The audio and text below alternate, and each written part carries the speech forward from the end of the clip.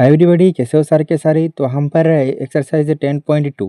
तो इसमें देखे तो क्वेश्चन नंबर 6 तक हो गया था। इधर क्वेश्चन नंबर 7 को देखे तो इधर है two concentric circle are. Concentric मतलब एक सर्कल और इसके अंदर और एक circle are of radii. Radii plural form है रेडियस का। जैसे कि इधर ये वाला सर्कल का एक रेडियस जो कि होगा 3 सेंटीमीटर और ये वाला सर्कल का एक रेडियस जो कि होगा 5 सेंटीमीटर। इधर बताया गया find the length of the chord of the larger circle. तो लार्जर सर्कल में एक कॉर्ड मतलब कि एक स्ट्रेट लाइन जो सर्कल को 2 पॉइंट में इंटरसेक्ट कर रहा है। अब बताया गया है which touch the small circle. तो ये वाला कॉर्ड स्मॉल सर्कल को टच कर रहा है। अब हमें इस कॉर्ड का लेंथ निकालना है। देखो इसके लिए पहले हम ये वाला ट्राइंगल लेंगे क्योंकि ट्राइंगल में ये वाला लेंथ तो हमें पता है और ये वाला लेंथ भी पता है। तो इधर लिखेंगे इन ट्राइंगल POA। तो इसमें देखे तो एंगल A इज 90 डिग्री क्योंकि PQ को देखो तो ये तो छोटा सर्कल का टेंजेंट है और ये होगा रेडियस और रेडियस और टेंजेंट आपस में परपेंडिकुलर होता है। तो इधर पे ये बात लिख देंगे because PQ is tangent and OA is radius.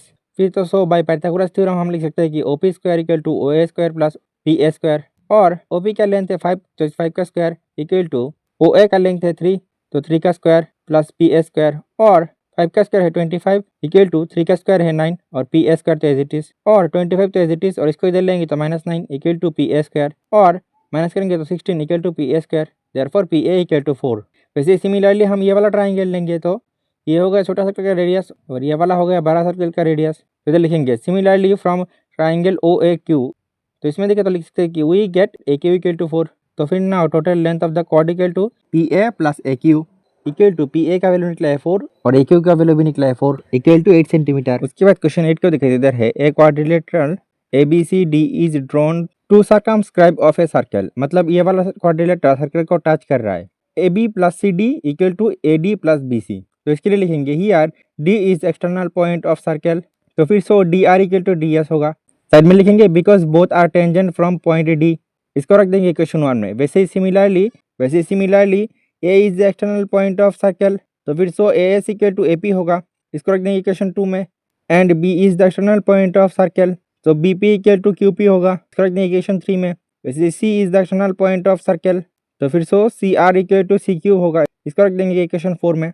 तो फिर now AB plus CD equal to लिख सकते हैं ये वाला पूरा AB लेंथ को लिख सकते हैं कि AP प्लस PB। वैसे पूरा CD लेंथ को लिख सकते हैं CR plus RD equal to इधर से AP की जगह पे लिख सकते हैं AS प्लस PB को लिख सकते हैं BQ प्लस CR की जगह पे लिखेंगे CQ और DR की जगह पे DS। साइड में लिखेंगे यूजिंग इक्वेशन 1 2 3 एंड 4। फिर इक्वल टू AS तो एज इट इज और DS को इधर ले आएंगे प्लस CQ और BQ को इधर लिख देंगे। तो फिर इक्वल टू इधर पे देखो AS प्लस HD या फिर DS बोलो ये दोनों मिलके तो पूरा AD लाइन बन रहा है। वैसे CQ और QB मिलके BC लाइन को बन रहा है जो कि हमें प्रूफ करना था। उसके बाद क्वेश्चन 9 को देखो तो इधर है in the given figure XY and X' are two parallel tangent of the centre O and another tangent AB with point of contact C intersect XY at A and X' at B। Prove that angle AOB equal to 90 degree. तो इसके लिए पहले हम लिखेंगे let us join OC line. तो फिर अभी now in triangle OPA and triangle OCA। तो इन दोनों ट्राइंगल में देखें तो OP इक्वल टू OC होगा क्योंकि दोनों ही सर्कल का रेडियस है। तो लिखेंगे both are radius of circle. वैसे AP इक्वल टू AC होगा क्योंकि एक्सटर्नल पॉइंट A से दोनों ही टेंजेंट है। तो लिखेंगे both are tangent from point A। और फिर दोनों ट्राइंगल में ही AO साइड है तो लिखेंगे बोथ हैव AO साइड। तो फिर तो हम लिख सकते हैं कि therefore triangle OPA congruence to triangle OCA। Side में लिखेंगे बाई साइड कॉन्ग्रुएंस रूल। तो अब क्योंकि दोनों ट्राइंगल कॉन्ग्रुएंस है तो देयरफॉर लिख सकते हैं angle POA equal to angle COA। तो इसको रख देंगे इक्वेशन 1 में। वैसे सिमिलरली हम ये दोनों ट्राइंगल लेंगे तो सेम तरीके से ये दोनों ट्राइंगल भी कॉन्ग्रुएंस होगा। तो ये लिख के दिखाने की जरूरत नहीं है। हम इधर पे डायरेक्टली सिमिलर लिख के लिख सकते हैं triangle OQB congruence to triangle OCB। देखो आप जो इधर पे डायरेक्टली सिमिलर लिख के लिख रहे हो इससे आप ये टेंशन मत पालो कि एग्जाम में मार्क काटा जाएगा। अभी आप बड़े हो गए हो तो आप इस तरीके से लिख सकते हो कोई मार्क नहीं कटेगा। तो आप क्योंकि दोनों ट्राइंगल कॉन्ग्रुएंस है तो लिख सकते हैं so angle QOB equal to angle COB। इसको रखेंगे इक्वेशन 2 में। अभी फिर नाउ ये वाला पूरा PQ लाइन को देखो तो ये एक स्ट्रेट लाइन है तो इधर लिखेंगे in POQ straight line angle POA plus angle COA plus angle COB plus angle QOB equal to 180 degree. फिर इधर और एंगल POA को लिख सकते हैं angle COA plus angle COA तो as it is plus angle COB तो as it is और एंगल QOB को लिख सकते हैं angle COB equal to 180 degree.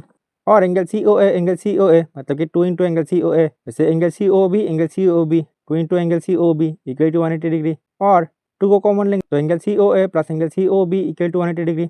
और 2 इंटू फिगर में देखो angle COA plus angle COB ये दोनों मिलके ये वाला पूरा एंगल AOB बना रहा है, तो इधर इनकी जगह पे angle AOB equal to 180 degree और एंगल AOB इक्वल टू 180, तो इट इज डिवाइडेड बाय 2 नीचे आ जाएगा, तो 2 से डिवाइड करेंगे तो 90 degree, therefore angle AOB equal to 90 degree. वैसे क्वेश्चन 10 को देखिए, इधर है prove that the angle between the two tangent drawn from external point to a circle is supplementary to the angle subtended by the line segment joining the points of contact at the centre. तो इधर ये दोनों angle मिलके supplementary मतलब कि 180 degree angle बनता है, ये हमें प्रूफ करना पड़ेगा। तो इसके लिए लिखेंगे here angle OAP equal to 190 degree because PA is tangent and OA is radius.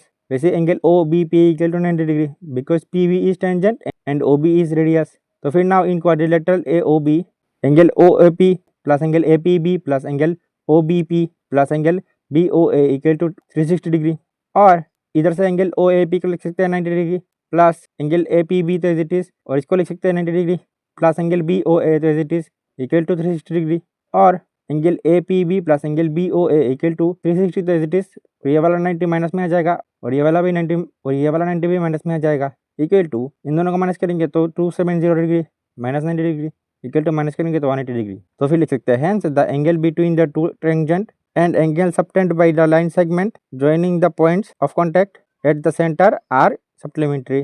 उसके बाद क्वेश्चन 11 को देखते इधर है prove that the parallelogram circumscribe a circle is a rhombus। तो इधर लिखेंगे since ABCD is a parallelogram, और हमें पता है कि पैरेललोग्राम का अपोजिट साइड इक्वल है, मतलब कि AB side equal to CD, तो लिखेंगे so AB equal to CD and BC equal to AD, और नीचे रीजन लिख देंगे because in parallelogram opposite sides are equal. अब हमें इसे रोम्बस प्रूफ करने के लिए ये दिखाना पड़ेगा कि इसके सभी साइड आपस में इक्वल है, तो इसके लिए लिखेंगे now DR equal to DS, side में लिखेंगे both are tangent from point D, इसको रख देंगे इक्वेशन 1 में। वैसे CR equal to CQ both are tangent from point C, BP equal to BQ both are tangent from point B and AP equal to AS both are tangent from point A।